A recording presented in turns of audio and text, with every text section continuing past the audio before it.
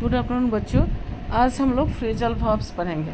सबसे पहले हम जान लेते हैं कि फ्रेजल वर्ब्स क्या होता है। फ्रेजल वर्ब्स कुछ इडियोमेटिक एक्सप्रेशंस होता है जो कॉम्बिनेशन होता है किन किन चीज़ों का, वर्ब और प्रीपोजिशन का, या फिर वर्ब और एडवर्ब का, प्रीपोजिशन या एडवर्ब का। तो इस तरह से हम लोग फ्रेजल वर्ब्स को देखते हैं। और इस एक वर्ब और एक प्रीपोजिशन मिल करके वर्ब का मीनिंग ही डिटो नहीं होता है, बल्कि एक थर्ड टाइप का, अलग टाइप का मतलब मिलता है और काफ़ी ट्रिकी होता है। उसका आंसर उसी के साथ रहता है और बिल्कुल छोटे में हम बहुत बड़ी बात को अच्छे से समझा सकते हैं। इनफॉर्मल लैंग्वेज में इसका यूज़ ज़्यादा होता है और हम लोग इसको ट्रिकी वे में भी यूज़ कर सकते हैं। हम डेली बातचीत में यूज़ कर सकते हैं। तो ये बहुत ही इंटरेस्टिंग चैप्टर है ग्रामर का कि हमको फ्रेजल वर्ब्स को कैसे समझें। तो इसमें और डिटेल्स में जाने से पहले हम लोग सिंपली देख लेते हैं कुछ एग्जांपल्स कि कैसे वर्ड्स और कैसे उसका सेंटेंस में हम यूज़ करते हैं। इसे आप जानते हो पिक क्या होता है। पिक एक वर्ब है और अप एक प्रीपोजिशन है। तो पिकअप मिल के क्या हो गया, टू लिफ्ट समथिंग, किसी चीज़ को उठाना हो गया pick up. Example, can you pick up the book from the floor. Get on, get क्या होता है, वर्ब है, ऑन क्या है, प्रीपोजिशन है। तो गेट ऑन दोनों एक साथ मिल के क्या बन जाता है, किसी जगह में जाना, कहीं पे जाना, प्रवेश करना या किसी बस में चढ़ना, गाड़ी में चढ़ना, तो उसको हम क्या कहते हैं, get on. Let's get on the bus, चलो बस में चढ़ते हैं। तो बच्चों आप देख रहे हो ये छोटी छोटी चीज़ें जो हैं वो कितने अच्छी मीनिंग देती हैं हमको। उसके बाद हम लोग पढ़ेंगे टर्न ऑफ। टर्न ऑफ का मतलब होता है किसी चीज़ को स्विच ऑफ कर देना, बंद कर देना।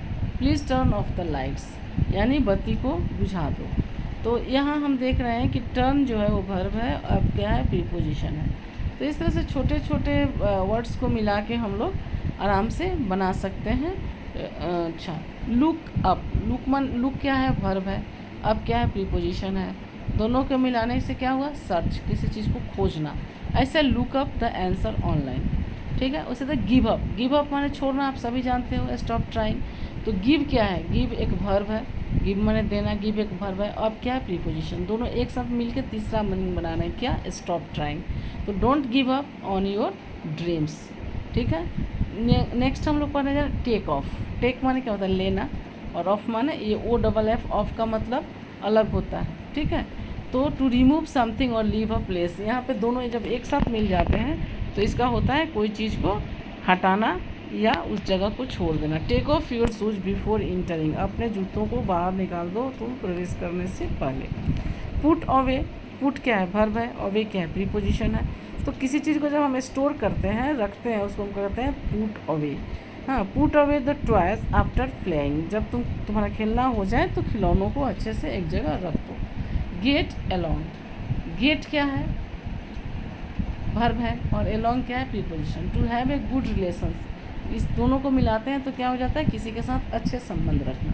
दे get along well with their neighbours, वे लोग अपने दोस्तों के साथ, अपने पड़ोसियों के साथ अच्छा बिहेव करते हैं। फिर हम आते हैं शो अप। शो अप का मतलब क्या होता है, किसी चीज़ को दिखाना, बताना, प्रेजेंट करना। तो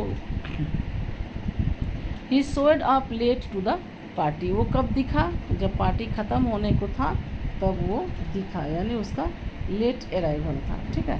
तो इस तरह से हम देखते हैं कि शो अप का मतलब होता है दिखना, ठीक है, प्रेजेंट करना। तो hang out, to spend time relaxing. Hang माने क्या होता है, झूलाना, अप एक प्रीपोजिशन है, लेकिन जब दोनों एक साथ आते हैं तो टाइम को बड़े अच्छे मज़े में गुजारने को कहते हैं hang out. Let's hang out at the park. अच्छा, तो यानी चलो पार्क में जाकर के अच्छा टाइम बिताते हैं। फ्रेजल वर्ब्स कैसे हम लोग सीखें, ठीक है ना, इसको कैसे समझें, कैसे सीखें, इसके कुछ टिप्स यहाँ पे दिए जा रहे हैं। Learn the most common ones first, जो सबसे बिल्कुल कॉमन यूजेज है फ्रेजल वर्ब्स का, उसको हमें पहले उसके मतलब को अच्छे से समझना चाहिए बिफोर यूजिंग।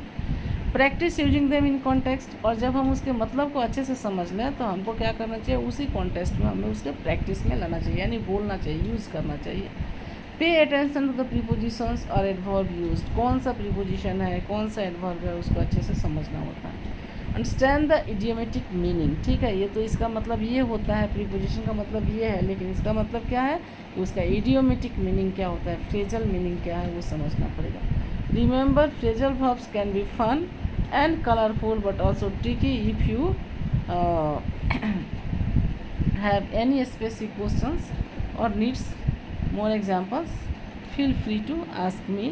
तो बच्चों ये हमने आपको जस्ट इंट्रोड्यूस कर दिया फ्रेजल वर्ब्स के बारे में, और इसका ग्रामर के बुक में, किसी भी बुक में बहुत लंबा चौड़ा लिस्ट दिया होता है। जो आपके काम की चीज़ें हैं, बहुत ज़्यादा आपको यूज़ की हैं, अट्रैक्टिव वर्ड्स फ्रेजल वर्ब्स हैं, उनको आप पहले समझ लीजिए और समझ के उसका यूज़ करना सीखिए, और धीरे धीरे 2 4 5 करके आप अगर रोज़ ही पढ़ते हो, डेली पढ़ते हो और डेली उसको प्रैक्टिस में लाते हो, तो देखते देखते आपकी अंग्रेजी बहुत अच्छी हो जाएगी और बहुत ट्रिकी वर्ड्स सेंटेंसेस आप बोलना शुरू कर दोगे।